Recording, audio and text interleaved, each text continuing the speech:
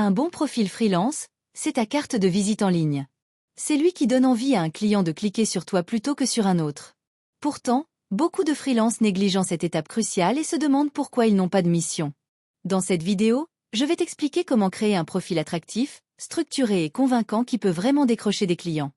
Avant même de remplir ton profil, mets-toi dans la peau d'un client. Que recherche-t-il? Simplicité, clarté et preuve de compétence. Les clients n'ont pas le temps de lire des romans, ils veulent être rassurés rapidement. Ton profil doit donc leur montrer en quelques secondes que tu es fiable, compétent et professionnel. Garde en tête cette logique. Chaque mot doit convaincre, chaque phrase doit répondre à une inquiétude du client. La première impression compte énormément. Mets une photo claire, professionnelle, souriante, avec un arrière-plan neutre. Évite les selfies mal cadrés ou les photos de vacances. Une bonne photo inspire confiance et augmente tes chances d'être contacté. Souviens-toi, ton visage est le premier élément qui humanise ton profil et permet au client de se projeter dans une collaboration avec toi. Ensuite, ton titre est comme une accroche publicitaire. Au lieu de mettre juste développeur web, précise ta spécialité et ton avantage compétitif. Exemple, développeur web spécialisé en site e-commerce rapide et optimisé.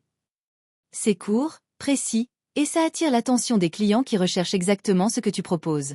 Ton titre doit être à la fois descriptif et vendeur. Par la suite, et dans ta présentation, parle directement au client. Explique qui tu es, ce que tu fais, et surtout ce que tu peux apporter.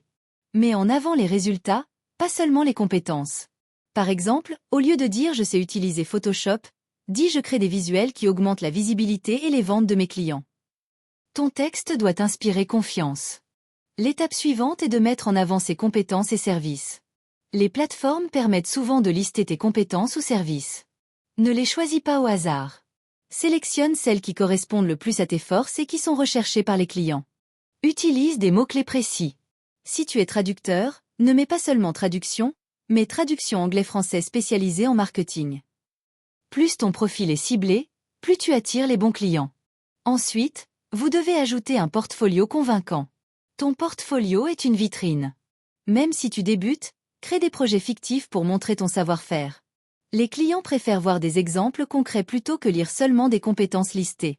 Un portfolio bien présenté prouve que tu sais faire ce que tu dis.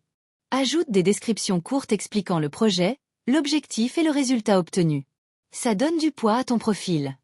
Enfin, les témoignages et avis sont puissants pour convaincre un futur client. Si tu n'as pas encore de mission sur la plateforme, demande à d'anciens collègues ou à des premiers clients hors plateforme de laisser une recommandation. Même 2 ou 3 avis positifs suffisent pour inspirer confiance. C'est la preuve sociale qui fait la différence. Ainsi, un profil freelance attractif est la clé pour décrocher tes premières missions et lancer ta carrière. Soigne ta photo, ton titre, ta présentation, tes compétences et ton portfolio. Mets-toi toujours à la place du client et demande-toi, est-ce que mon profil me donnerait envie d'être contacté? Si tu appliques ces conseils, tu maximises tes chances de succès en freelance.